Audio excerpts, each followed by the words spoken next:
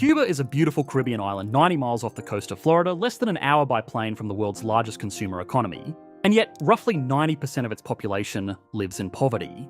That gap is what 60 years of economic isolation does to a country. And right now, that isolation is showing up in a very visible way. The country is running on fumes, relying on low-quality domestic oil and hoping for more oil tankers from Russia. Meanwhile, rolling blackouts stretch up to 20 hours a day across the island. State industries have largely stopped functioning, and agricultural output has fallen.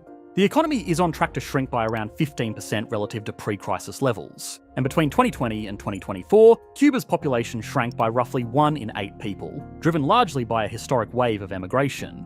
What had been a slow, managed decline has tipped into something that looks less like an economic crisis and more like a humanitarian one. The immediate trigger was the collapse of a deal with Venezuela, Cuba's main energy supplier. For years, Venezuela had been providing the bulk of Cuba's oil in exchange for food, medical workers, and political support. It wasn't exactly a great foundation. If your economic stability depends on Venezuela, things are already not going particularly well.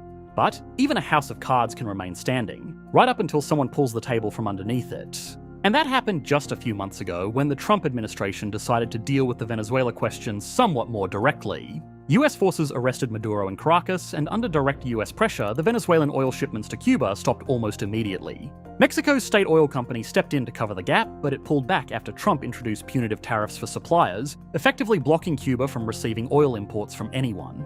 Cuba's isolation has left it so exposed that when Washington decides to cut the tap, the whole system buckles. Now, if that wasn't enough, Trump has been openly floating military intervention, calling a